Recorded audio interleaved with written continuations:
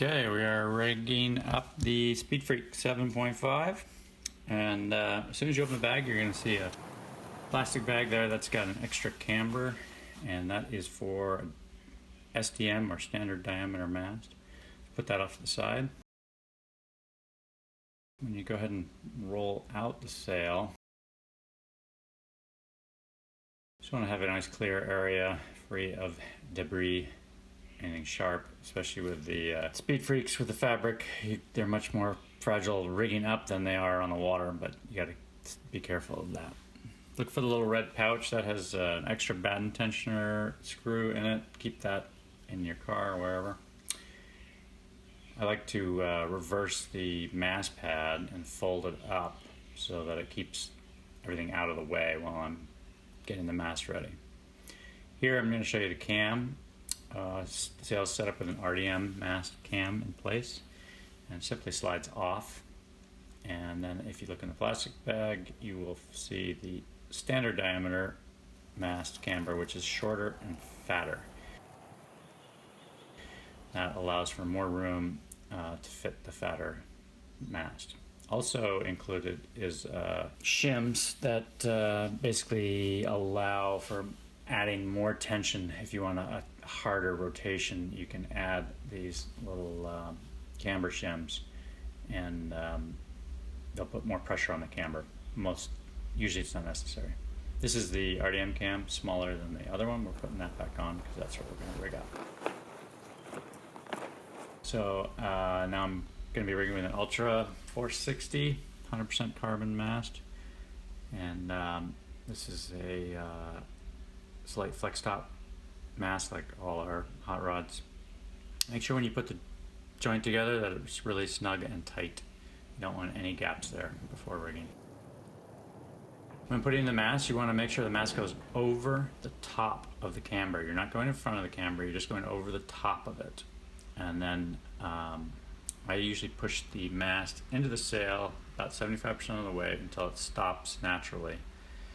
And then I grab my extension and threading the downhaul line just once through the pulley, I can pull on the rope and get a 2-to-1 purchase, which makes pushing the mast the rest of the way into the sleeve much easier. On the bigger sails, you'll need to give it an extra little push, maybe with your foot, before you thread the pulleys. This is a Chinook base, and I'm threading this so that it will never have any crossing of lines using a Chinook with our downhaul pulley. Now when you are setting up to rig this sail, it's important that you don't downhaul it all the way. Leave about 15 centimeters of distance from the normal setting, because otherwise you're not going to be able to get the camber into place. Next step is to put the boom on, and you're basically going to just, after you get the boom on, out-haul the sail just with a little bit of tension, maybe half the tension that you would normally sail with, and then go to the front of the sail, push into the batten, and with your right hand you can pop the cam on from the other side, and the cam will just rest on the mast like that. Now I immediately go and downhaul the sail, if not fully, most of the way to the normal setting. To see my settings better, I need to have my battens tensioned, so I immediately go and tension all the battens to get rid of the looseness wrinkles around each one of them. The Super Freaks and Speed Freaks need quite a bit of batten tension fresh out of the bag. You can see I'm turning these key 5-6 times on some of the longer battens, and you want to tighten those until pretty much all the vertical wrinkles around each batten pocket are pulled out by the tension.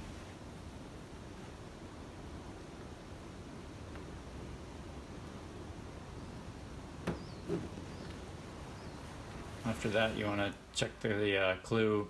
You want to have positive tension on the clew.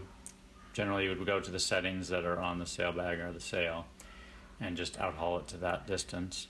Then you want to complete your downhaul tensioning to the desired setting, and you may find that you want a little more tension than is shown on the specifications. The specifications are a guide, they're not a rule. And depending on your weight and the mast you're using and stuff, that's going to vary. What you want to look for, though, is when you pump the sail like this, you want to be able to see a nice twist at the top of the sail. Right here, the clue is a little under outhauled, so only in a underpowered setting would I sail it like that. I would add a little more outhaul normally. Now, equally important is de-rigging these sails. You have to release about 10 to 15 centimeters of downhaul, then you go to the camber, open the zipper, push into the sail, and just pop the camber off with the other hand, and now the camber is pushing out in front of the mast. And with that relaxed, you can just go ahead and undo your outhaul, take the boom off, release the downhaul. The order of how you do things at this point doesn't really matter because you have released the camber. The reason you need to release the camber first is if you don't, under certain circumstances, you can break the batten at the camber if you just let the outhaul and downhaul go flying. The batten will rotate so much of the camber that it'll break. Now here, to get the mast out, I rotate and pull from the boom because this is a larger sail and there's a lot of luff curve in the sail. So I had to move up to the boom opening and do that. Just need to close everything up and get everything organized for the next time you rig. And close the zipper camber for the zipper. And when you roll the top of the sail, really crunch down that leather top and make it as small as possible while you're rolling parallel to the battens. And the sail will roll really quite compact, a lot smaller than you might think actually. And just keep an eye out for debris, sand, stuff like that. You want to avoid rolling that into a sail that you're then going to travel with or throw in the back of your car. The sail comes with a wrap strap, and I like to make my sail as small as possible, roll it tight, then pull out the strap and wrap it around the button, and that keeps it rolled up. And now you are ready to go.